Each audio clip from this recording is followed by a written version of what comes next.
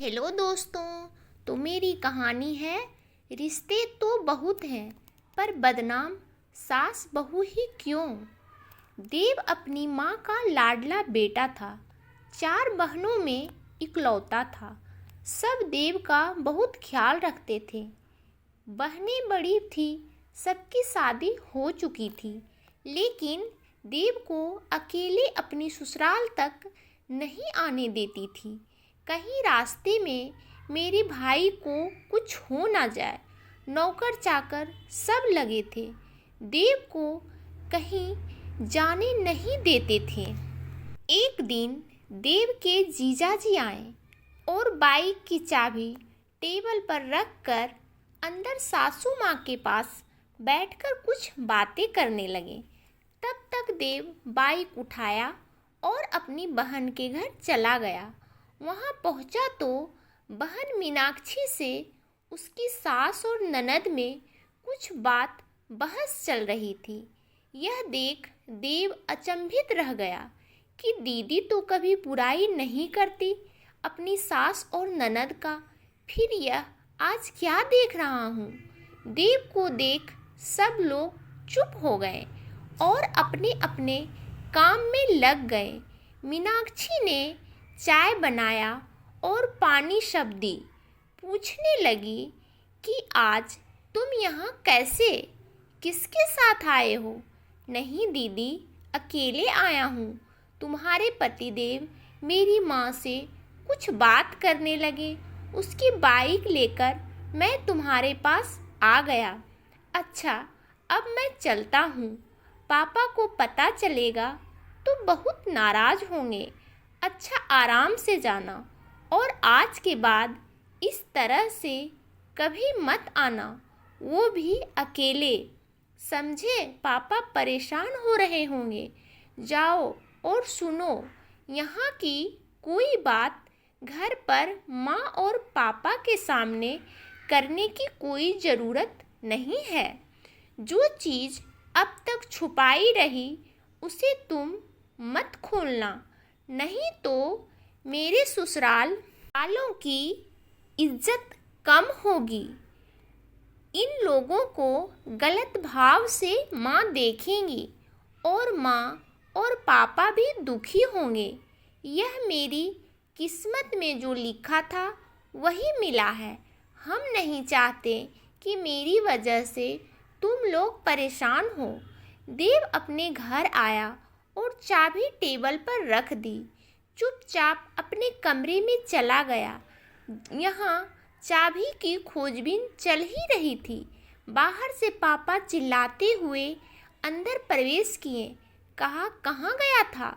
बिना बताए इस तरह से कोई जाता है? हम सबकी जान निकल गई थी। आज के बाद इस तरह से कभी मत जाना। और तुम्हें जाना कहाँ था जो तुम अकेले गए थे? किससे मिलने गए थे? देव ने किसी के प्रश्नों का कोई उत्तर नहीं दिया और गुमसुम सा दिन भर रहा। रात का खाना निकाला गया। सब साथ में बैठे तो देव ने अचानक रामू काका को जाने के लिए बोला। रामू काका, आप खाना रख कर जाइए, हमें कुछ बात करनी है। फिर मौका मिला तो अपनी माँ और पापा से एक ही प्रश्न किया कि एक बात मेरे समझ में नहीं आती कि इतने सारे रिश्ते होते हैं, उनमें से केवल सास बहू ननद भाभी ही क्यों बदनाम होती है? क्यों इन्हीं के रिश्तों में खटास भरी होती है? माँ ने बोला, आज अचानक तुम ये कैसा सवाल किए जा रहे हो? किसी ने कुछ कहा है या किसी के घर गए थे, वहाँ कुछ विशेष देखे हो? तुम इधर उधर ना घुमाओ, सीधी बात बताओ। फिर देव ने बोला, पापा, आपने कभी अपनी बेटियों से पूछा कि बेटा तुम्हें कोई कष्ट तो नहीं है? पापा ने बोला, नहीं बेटा, इस प्रकार का कोई मौका ही नहीं आया। सब अपने अपने घर गृहस्थी में खुश हैं। बस यही बात पापा आपकी कमी है। आज आपको कुछ सच्चाई बताने जा रहा हूँ। जो दिखता है वह वैसा बिल्कुल भी नहीं होता। मीनाक्षी दीदी के घर अचानक उन्हीं की बाइक लेकर पहुँच गया। वहाँ दीदी से उनकी सास और ननद दोनों लड़ रही थी। मुझे देखते ही चुप हो गई।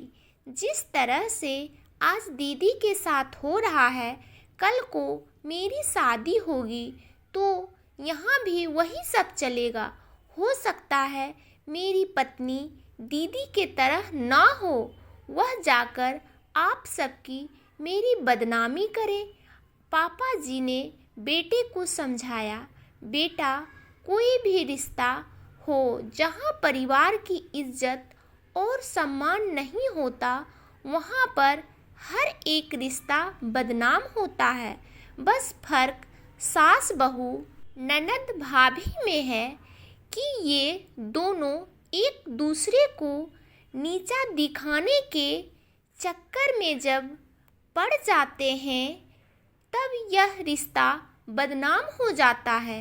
और कई घरों में यही सास बहू ननद भाभी का रिश्ता दोस्ती की मिसाल बनी है।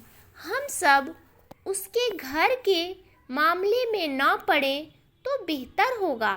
आज तक मीनाक्षी ने जैसे संभाला है, मुझे पता है आगे भी बहू की बारीकी और प्यार से निभा लेगी।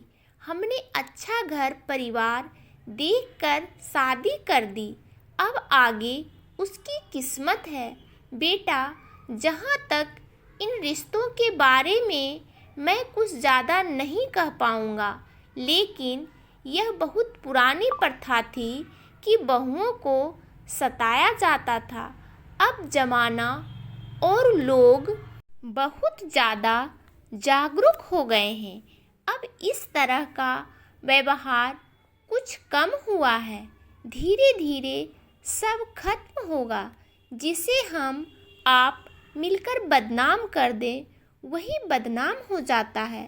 तुम ज़्यादा इस विषय पर ना सोचो, ये इस दुनिया की रीति है।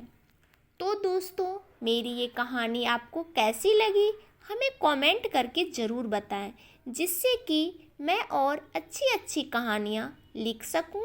कहानी अच्छी लगी हो तो इसे लाइक करें, सब्सक्राइब करें और दोस्तों, आप सब अपने जीवन में खुश रहें, मस्त रहें, यही भगवान से प्रार्थना है। धन्यवाद दोस्तों।